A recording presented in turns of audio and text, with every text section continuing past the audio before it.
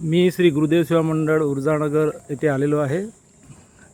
या मंडळातर्फे 10 दिवसाचं ग्रामगीता प्रणित बाल संस्कार शिबिराचं सुरुवात होत आहे।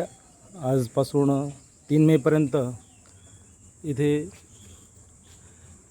हे शिबिर चालणार आहे, ज्यामध्ये वर्ग 5वा किंवा 11 वर्ष ते पुढील मुलं आणि मुलींचं असं हे शिबिर राहणार आहे। तर एकंदरीत काय व्यवस्था आहे ते पाहण्यासाठी आलं असता इथे आपण बघत आहात की या कार्यालयाची सुंदर अशी व्यवस्था केलेली आहे। समोरच शिवमंदिर आहे जे आपल्याला दिसते आहे आणि बाजूलाच इकडे हनुमान मंदिर आहे। असं निसर्गरम्य असं हे वातावरण आहे। या वातावरणामध्येच हे श्री गुरुदेव सेवा मंडळाचं कार्यालय आहे आणि या ठिकाणी आता हे 10 दिवसाचं एक शिबिर आयोजित केलेलं आहे। यामध्ये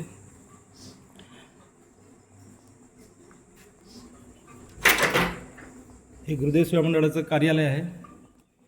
यामध्ये दुपारच्या वेळी बौद्धिक मार्गदर्शन वगैरे केले जातं। असं हे सुंदर असं हे कार्यालय आहे।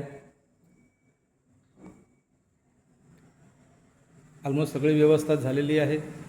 मुलं आज येतील आणि या ठिकाणी 10 दिवसाच्या शिबिरासाठी राहतील।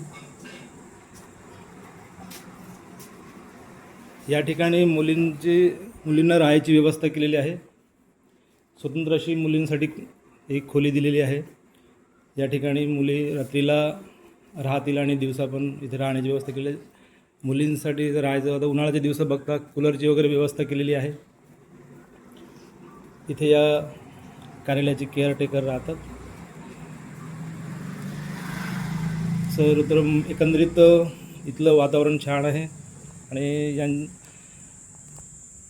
या मंडळातर्फे जवळपास मागच्या 11 वर्षापासून सतत शिबिर आयोजित करण्यात येत आहे आणि त्यामुळे इथले जे गुरुदेव सेवक आहेत त्यांना शिबिर आयोजित करण्याचा चांगला असा अनुभव आहे।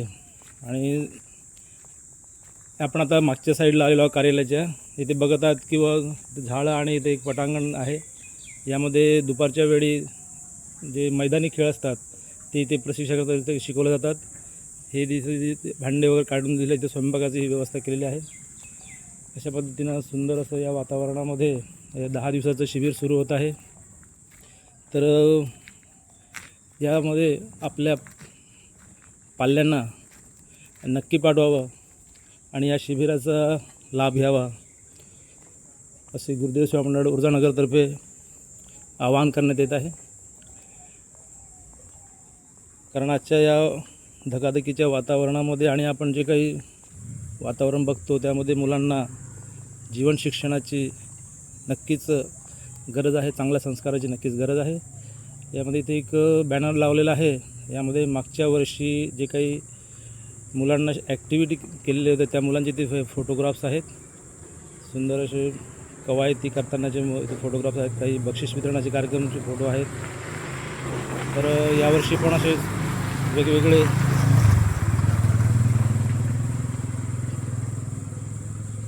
कार्यक्रम इथे आयोजित करण्यात आलेले आहेत। सुंदर असं एक वातावरण आहे। बघा, आपल्या मुलांना इथे नक्की पाठवावं। धन्यवाद।